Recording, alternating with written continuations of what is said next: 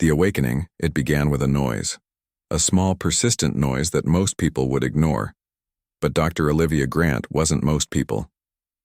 She stayed late at the observatory when others went home, reviewing data that the automatic systems had flagged as routine background radiation. The pattern caught her eye at 2:37 a.m., a repeating sequence too regular to be natural. She ran it through the analysis software again, then a third time. By dawn, her hands trembled as she reached for her phone. "Director Webb, I found something you need to see." 48 hours later, the modest observatory in New Mexico became the center of global attention. Government vehicles lined the parking. "Odd." Officials spoke in hushed tones. The signal continued, growing stronger each day. "It's definitely artificial," Olivia explained to the room of stern-faced military and science advisors. "The sequence contains embedded mathematical principles that suggest a base 12 numerical system. It's not random noise. Someone, or something, is trying to communicate." Jack Perry stood near the back wall, arms crossed over his naval uniform. As commander of the newly formed Deep Space Response Unit, he'd been pulled from submarine duty for this assignment. He didn't like it. Submarines made sense. Space signals didn't. "Could it be a hoax?" he asked. Olivia shook her head. "The signals, coming from beyond our solar system, approximately 37 light-years away. No human technology could fake that." The room grew quiet. Director Webb cleared his throat. "What are they saying, Dr. Grant?" Olivia projected a series of graphs on the screen. "That's what's strange. It's not a greeting or an introduction. Based on the repeating patterns and intensity modulations, our linguistics team believes it's a warning." "A warning about what?" Jack asked. "We don't know yet, but there's a secondary pattern embedded within the primary signal. It appears to be a countdown." The room erupted in questions. Olivia raised her hand for silence. "We estimate we have about 6 months before whatever they're warning us about arrives." 3 weeks later, Jack found himself in charge of humanity's response team, a hastily assembled group of scientists. Military strategists and communication experts worked around the clock to decode the full message. Dr. Ryan Wilson, the team's language expert, burst into the command center one morning, his eyes wide with excitement. "We cracked another section. The signal contains stellar coordinates and what appears to be tracking information." Jack frowned at the star chart. "They're telling us where to look?" "Yes, and when we pointed our telescopes there." Ryan's voice faltered.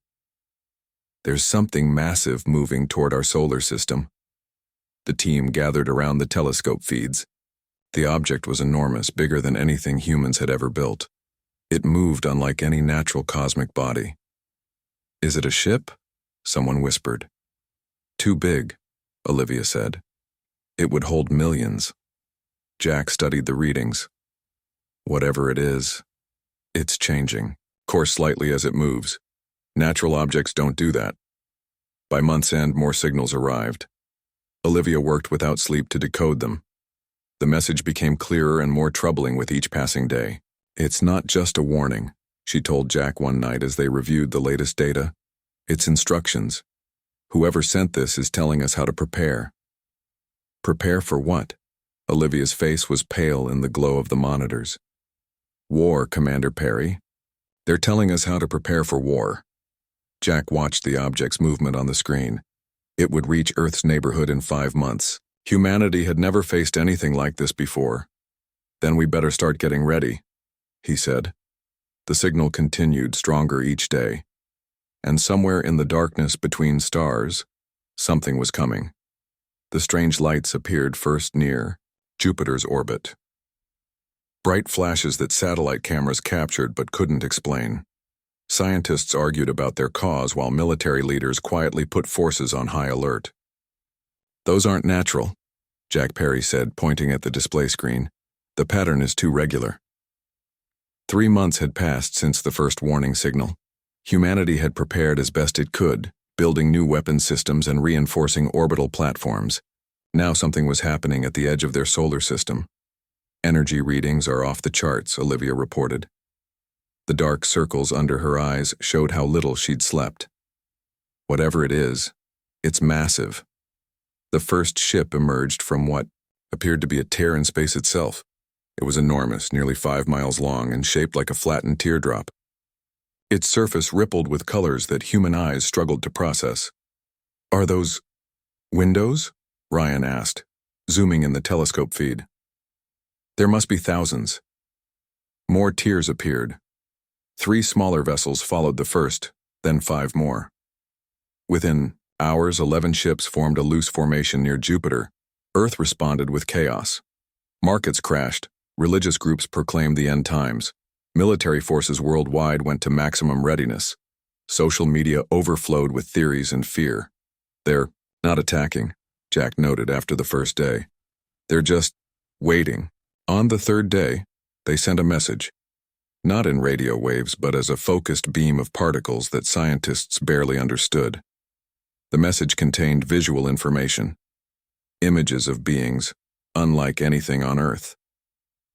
"They're called the Voidborn," Olivia explained to the Emergency UN Council. "At least that's how their name translates, they're refugees." The Voidborn requested a meeting. After heated debate, Earth agreed to allow a single small vessel to approach. It landed at a remote military base in Canada, where representatives from every major nation waited. Jack stood at attention as the ship's door opened.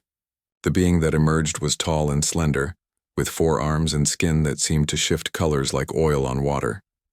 Its eyes, 3 of them, arranged in a triangle, blinked vertically. "I am Clicks," it said through a translation device. "Speaker, for the Voidborn fleet, we come seeking sanctuary." The human delegation remained silent, stunned by the reality of actual alien contact. "We have traveled for 9 of your centuries," Clicks continued. "Always running, always hiding, always watching worlds fall behind us." "What are you running from?" asked the UN Secretary General. Clicks's skin darkened to a deep purple. "We call it the darkness. It consumes everything in its path, planets, stars, whole civilizations. It does not negotiate. It does not show mercy." The alien displayed a holographic image of a vast cloud that seemed to devour light itself. "We detected your world's technological emissions. We came to warn you, though many argued against it. Some believed we should pass by silently, as we have with other worlds." "Why warn us then?" Jack asked. "Because your world is directly in its path. And because something about your species intrigued our scouts, your resilience, your adaptability, qualities the darkness fears." The room fell silent as the implications sank in. "How long do we have?" Olivia asked. "Perhaps 3 of your months. The darkness has already sensed our presence here. It will come, faster now." Jack stepped forward. "Can it be fought?" For the first time, the alien's posture changed, showing what might have been surprise. "We have fled for centuries because fighting seemed impossible. But yes, Commander Perry, with proper preparation, perhaps it can be fought." "Then we'll fight," Jack said simply. Click studied him. "Many species have said those words. None have survived to say them twice." "Humans are different," Olivia added. "We shall see," Clicks replied. "Either way, your world's fate is now sealed. The darkness knows you exist. It comes whether you fight or flee." The alien turned to address the entire room. "Make your preparations quickly. The shadow falls faster than you think." The UN Security Council meeting lasted 3 days without breaks. Leaders argued, scientists presented data, and military chiefs debated strategy. In the end, they created the Stellar Defense Initiative, humanity's last hope against what was coming. "We have 58 days, Jack told the assembled team at their first briefing. "That's it. Less than 2 months to prepare for something that destroyed entire civilizations." His new command center buzzed with activity. Engineers worked alongside alien advisors. Weapons designers tested prototypes. Communication specialists created new systems to coordinate a planet-wide defense. Ryan Martinez hadn't slept in 3 days. The young engineer had been pulled from a private space company after his designs for advanced propulsion systems caught military attention. Now he stood before Jack and Olivia, dark eyes bright despite his exhaustion. "It works," he said, sliding a tablet across the table. We modified the Voidborn technology and combined it with our own. The test engines generate 5 times the thrust of our best rockets. Jack studied the data. How many ships can we outfit with this? Maybe 30 in the time we have. Not enough. It's a start, Jack said. Begin production immediately. Outside the windows, the night sky had changed. The Voidborn fleet now orbited Earth openly, joined by ships from 2 other refugee species, the crystalline Aron and the gaseous Merida collectives, all fleeing the same enemy. Lieutenant Commander Amber Wright organized training for Earth's hastily assembled space combat forces. A former fighter pilot, she now led pilots from 23 nations. Again, she ordered, as the simulation ended. You're still thinking in atmospheric terms. Space combat follows different rules. The pilots, exhausted but determined, reset their simulators. None complained. They had all seen the footage the aliens shared. Whole worlds going dark as the darkness consumed them. Jack found Amber later in the cafeteria studying battle plans. "How are they doing?" he asked. She looked up, her expression grim. "They're brave, determined. But we're teaching them to fight something our allies ran from for centuries. It's like training children to fight giants." "Children sometimes surprise you," Jack replied. "What do our allies say?" "The Voidborn think we're insane for fighting. The Aron are impressed by our weapons but doubt our resolve. The Merida simply observe." Jack smiled slightly. "So no one believes in us?" "No one but us," Amber agreed. The alliance grew stronger as the days passed. Humans worked alongside alien engineers, combining technologies in ways neither had imagined.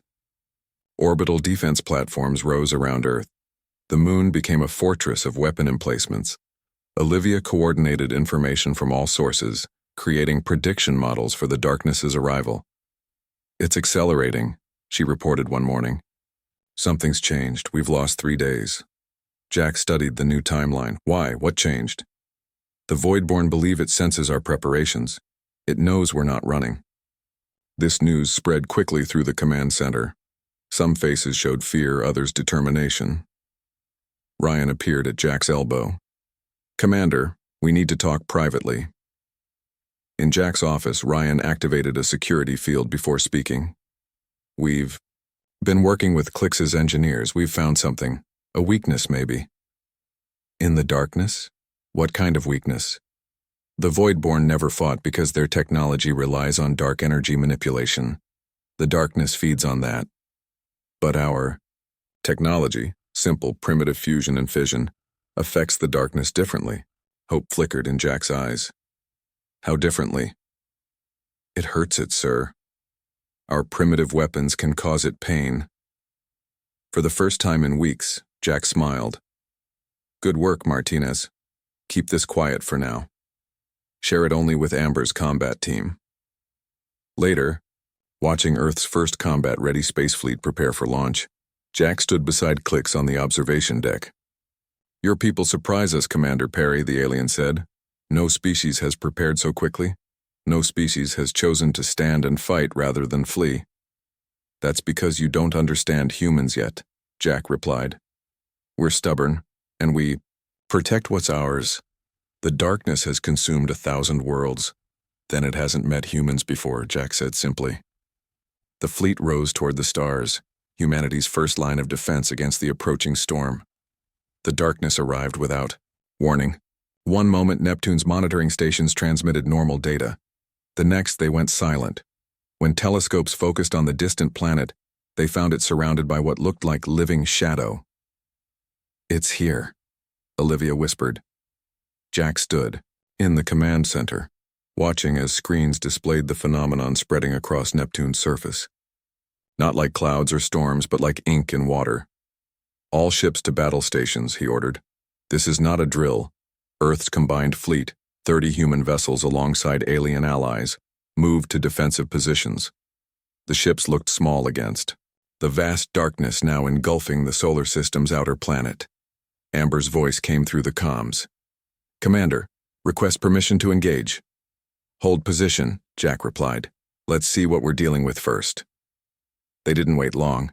The darkness left Neptune as quickly as it had arrived, flowing through space like a living thing.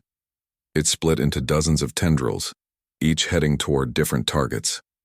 "It's attacking the mining stations around Uranus," reported a tactical officer, "and the research outposts on Titan." Jack's jaw tightened. "Amber, deploy defensive squadrons to all populated outposts. Priority evacuation for civilians." The battle began. Human and alien ships fired their weapons into the approaching shadows. Conventional missiles passed through harmlessly. Laser weapons seemed to slow it briefly, but nothing stopped it completely. "The Titan outpost is gone," someone reported. "All contact lost with the 300 personnel." More reports followed. Each outpost, each station, each small colony in the outer system went dark. The defensive ships fought bravely, but many were enveloped in shadow and ceased transmission. "It's not destroying them," Olivia said, studying sensor readings. "It's absorbing them. The people, the knowledge, everything." After 18 hours of continuous battle, the remaining fleet retreated toward Mars. Nearly 40% of their forces were gone. The outer system belonged to the darkness. "We can't stop it," Click said when the Alliance leaders gathered. "We should evacuate as many as possible and flee this system." "No," Jack replied firmly. "We still have options." But privately, he wondered if the alien was right. Earth had lost its first battle badly. In the science lab, Ethan Powell worked frantically. A quiet physicist who rarely spoke at meetings, he now called for Jack urgently. "I've been analyzing our weapons' effectiveness," he explained, showing Jack a complex graph. "Most did nothing, but these two," he pointed to specific data points, "showed promise." "What were they?" "A new type of fusion bomb and our most powerful solar array weapon." Jack studied the data. "What's the connection?" "Light," Ethan said simply. "Specific wavelengths of light hurt it. Not all light, just certain frequencies. The darkness avoided direct solar radiation during the battle. It stayed in shadow whenever possible." "Can we weaponize that?" Ethan nodded. "With Ryan's help, I think so. But we need time." Time was running short. Within days, the darkness reached Mars. The battle there was fiercer. Humanity had established larger colonies and stronger defenses on the Red Planet. "We're losing Mars," Amber reported from her command ship. Her voice remained steady despite the chaos visible behind her. "Requesting permission to deploy the Powell-Martinez prototypes." "Do it," Jack ordered. 3 ships equipped with the new Sunfire weapons moved forward. They fired concentrated beams of specifically tuned light energy into the heart of the darkness.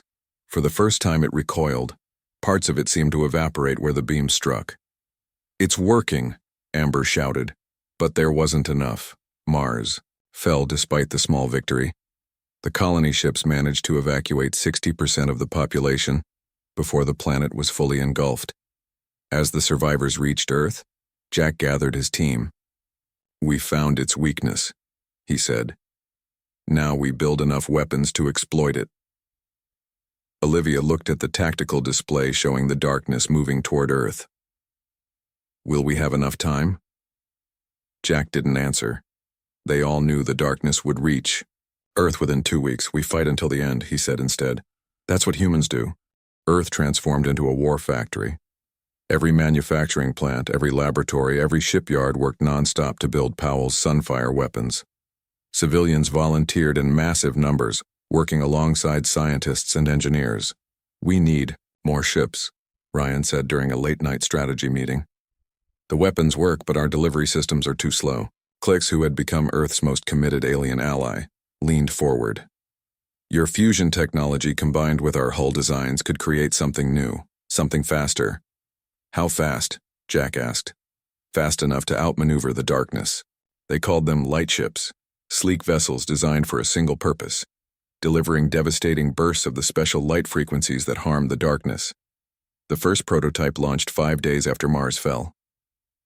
"It's beautiful," Olivia whispered as the ship rose from Earth's surface, its hull gleaming with an inner light. The darkness paused after taking Mars, as if digesting its new acquisition. This gave Earth precious days to prepare. When it finally moved toward the inner solar system, humanity was waiting. "All ships, take your positions," Captain Lisa Daniels commanded from the bridge of the flagship Sunbeam. A veteran naval officer, she now led Earth's main battle group. "Remember your training. Remember what we're fighting for." The battle began near the asteroid belt. The darkness flowed forward like a living tide, engulfing everything in its path. But this time, humanity's ships didn't flee. The light ships moved with incredible speed, darting in and out of the shadow's reach. Wherever they fired their sunfire beams, the darkness recoiled. For hours, the battle raged across millions of miles of space. "We're holding it back," Amber reported from her squadron. "But we're taking losses." Indeed, when the darkness caught a ship, it consumed it completely. The crew, the vessel, everything disappeared into the living shadow. Yet for every ship lost, the others fought harder. Lisa Daniels saw a weakness in the darkness's pattern. It seemed to concentrate its mass when attacked, leaving other areas thinner and more vulnerable. "All ships focus fire on Section 12, she ordered. "Maximum intensity." 20 light ships converged, their sunfire beams combining into one massive stream of energy. The darkness shrieked, a sound that shouldn't have traveled through space, but somehow did. A psychic wail that every human and alien felt in their minds. A huge section of the shadow evaporated, leaving nothing behind. "We heard it," Lisa said in amazement. "We actually heard it." The darkness retreated, pulling back toward Mars. For the first time in its ancient existence, it had been forced to withdraw from battle. News of the victory spread across Earth like wildfire. Celebrations erupted in cities worldwide. For the first time since the warning signal arrived, people felt hope. In the command center, Jack received congratulations from world leaders, but he knew better than to celebrate too soon. "It's learning," he told his team. "Next time, it won't fall for the same tactics." "Then we'll create new ones," Olivia replied. Her confidence wasn't just bravado. The data showed their weapons were effective. The alien allies were amazed. Clix addressed the UN Security Council the day after the battle. "In all our centuries of fleeing, we never witnessed the darkness." "Retreat," the alien said. "What your species has accomplished in weeks, others couldn't manage in lifetimes." Over the next days, humanity's fleet grew stronger.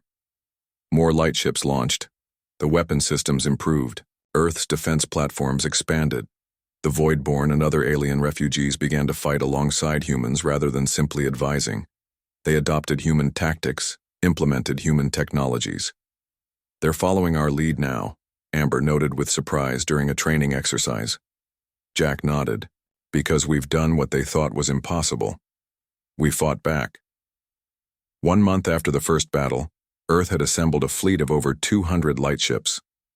The defensive line extended from Venus to the asteroid belt. Humanity had transformed from prey to predator. "The darkness is moving again," a sensor operator announced one morning. "It's coming back." Jack stood before the tactical display, watching the shadow flow toward them once more.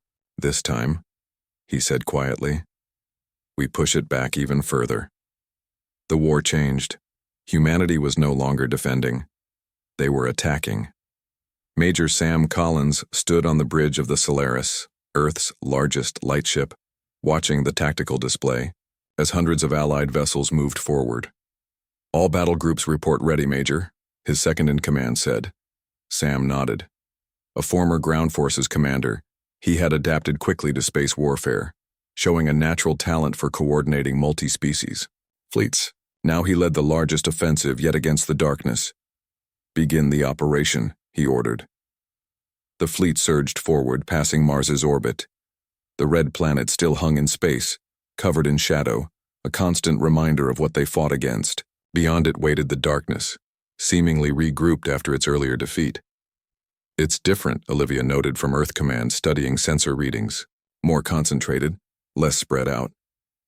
Jack, now Admiral Perry after a field promotion, stood beside her. "It's adapting, learning." The darkness no longer flowed like water. It moved with purpose, sending tendrils to probe the human fleet's defenses. When sunfire beam struck, it pulled back rather than taking damage.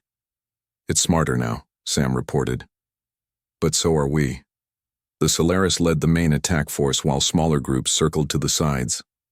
For 3 days, the battle moved back and forth, near Jupiter's orbit. Neither side gained a clear advantage. We need to break the stalemate, Sam told his war council. Alien and human officers gathered around the holographic display showing the darkness's current position. A Void-born commander pointed to specific areas. Its density varies. Here and here, it's thinner. A trap, suggested an Arhan tactician. It wants us to attack there. Sam studied the pattern. No, it's protecting something. Look at how it moves. Always keeping these areas covered when we approach. The consumed colonies, Ryan Martinez said suddenly. Everyone turned to look at the engineer who had joined the fleet to fine-tune the lightship engines. What if it doesn't destroy what it takes? What if everything it absorbs remains inside it somehow? The idea spread quickly through the fleet. The darkness might still contain everything it had consumed: planets, ships, people. If true, this changed everything. Sam developed a new strategy. Instead of attacking everywhere at once, the fleet focused massive firepower on specific points, forcing the darkness to either sacrifice those areas or concentrate its defense. All ships, execute pattern Delta, Sam ordered on the 4th day of battle. Target coordinates uploaded to your systems. The light ships moved with precision, forming 3 powerful groups. Each fired simultaneously at the same point in the darkness's mass. The shadow tried to evade, but the concentrated beams cut through it like a knife. For the first time, they saw what lay within. Fragments of planets, pieces of ships, and structures that might have been cities from long-dead worlds floated in the gap they had created. We were right, Ryan whispered, watching from the engineering deck. It keeps everything it takes. The discovery energized the fleet. They weren't just fighting to protect themselves. They were fighting to free everything the darkness had consumed. Push. Forward, Sam ordered. Don't let it close the gap. For hours, the battle intensified. The darkness fought with new desperation, as if afraid of revealing more of its secrets. But the Allied fleet pressed its advantage, cutting deeper into the shadow. Ship after ship reported similar findings.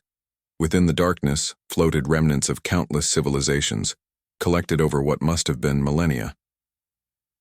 Word reached Earth, spreading across human and alien populations alike. The darkness wasn't just an enemy, it was a prison, and humanity was breaking it open. It's retreating, reported a sensor officer on the 6th day, moving beyond Jupiter's orbit. The fleet followed, pushing the darkness farther from Earth with each engagement. Within 2 weeks, they had forced it beyond the solar system's edge. 3 star systems have been cleared, Jack announced to a cheering command center. The darkness continues to withdraw from human-controlled space. Across the galaxy, word spread of the species that had done the impossible. Humanity, the newcomers, the primitives, had become the first civilization to successfully fight the darkness and win. They call us the Lightbringers now, Olivia told Jack as they viewed reports from distant worlds. We're just getting started, he replied. The holographic star map filled the war room, showing dozens of liberated systems. Small points of light representing Allied fleets moved through formerly dark territory. After months of fighting, humanity had pushed the darkness back farther than anyone thought possible. Admiral Nicole Harrison stood silently, studying the patterns. Once a diplomat, she now commanded Earth's combined forces. Her analytical mind had spotted weaknesses no one else saw. It's not running anymore, she said finally. It's gathering. Jack, now Earth's representative to the new Galactic Defense Council, frowned. Gathering where? Nicole pointed to a distant sector. Here. All retreating tendrils are converging at these coordinates. The room fell silent. Everyone understood what this meant. The darkness was concentrating its full strength in one location. We've been fighting fragments, Nicole continued. Parts of a greater whole. Now it's pulling itself together. Clix, who rarely showed emotion, seemed troubled.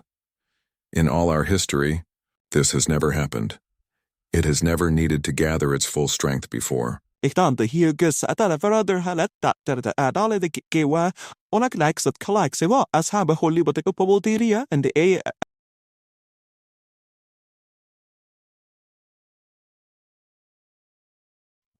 dat fatibauku edika hidi equit fet up communism at as had maar kogen niet lambad bana ke kirmen I say cracker. Its strongest? Sam Collins questioned during the strategy meeting. That seems like suicide. It's vulnerable while gathering, Nicole explained. Its attention is focused inward, not outward, and we've discovered something important.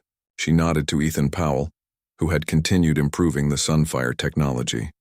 He activated a secondary display showing the internal structure of the darkness.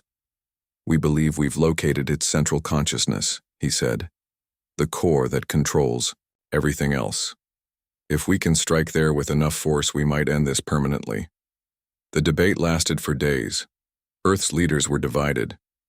The alien allies were even more hesitant, having fled from the darkness for generations. In the end, Nicole's logic prevailed.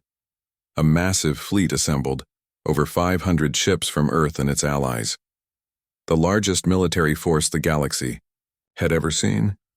This is our one chance, Nicole told the gathered commanders the night before departure. If we fail, the darkness will never allow itself to be vulnerable again. The journey took weeks, even with the advanced engines. As they approached the target coordinates, sensors detected something massive ahead. It's enormous, whispered a sensor operator. Bigger than anything we've encountered. The darkness had indeed gathered itself. It formed a sphere larger than Earth's moon, a perfect black void against the stars. No light escaped it. No signals penetrated it. Nicole stood on the bridge of the flagship Luminance, her face calm despite the tension around her. All ships, move into attack formation, she ordered. Remember your assignments. Stay with your groups. The plan was complex but elegant. Different battle groups would attack from multiple vectors, forcing the darkness to defend in all directions.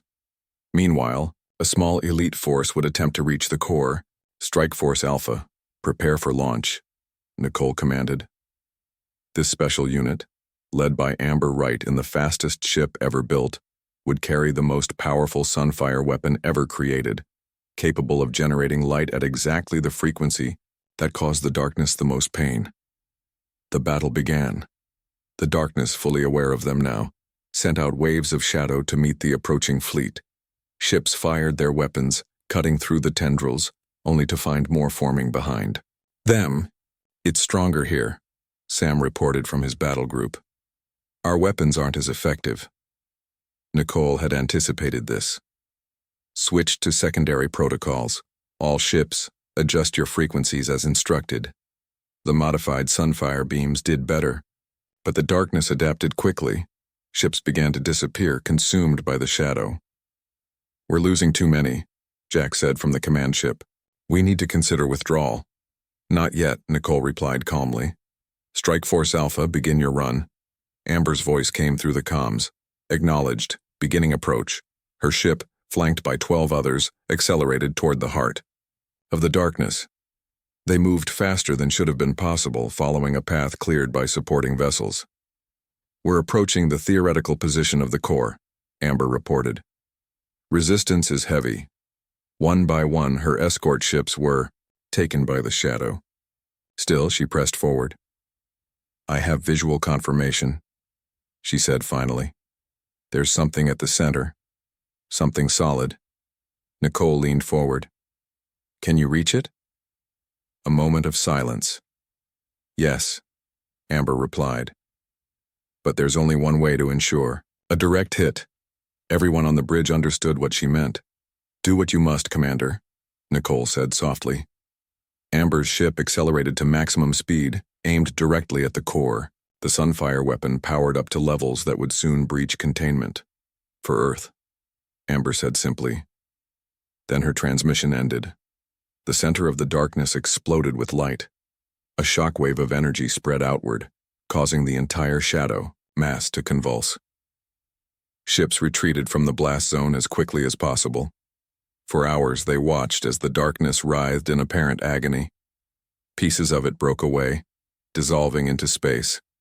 Others contracted, pulling back toward what remained of the core. Did we succeed? Jack asked when the chaos finally subsided. Nicole studied the sensor readings.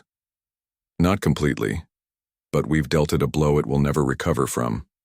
Where once there had been a unified mass, now fragments of the darkness fled in different directions. The core was damaged, the central consciousness seemingly broken. The cost had been high. Nearly 40% of the Allied fleet was lost. Thousands of brave souls, human and alien alike, had sacrificed themselves. But for the first time in known history, the darkness had been defeated. The memorial stood on what had once been the moon's far side, now transformed into the headquarters of the Galactic Federation, a simple pillar of light that never dimmed. It bore the names of everyone lost in the war, humans and aliens alike. Jack stood before it, older now, but still straight-backed. 10 years had passed since the final battle. 10 years of rebuilding, discovering and growing. I still come here every week, he said to Olivia, who stood beside him. I read their names. She nodded, understanding. They would be proud of what we've built. What humanity had built was unprecedented. After the darkness fractured, its scattered remains fled to distant corners of the galaxy. Some pieces still existed, but none possessed the power or intelligence of the original entity. In its wake, humanity expanded, not as conquerors, but as guardians.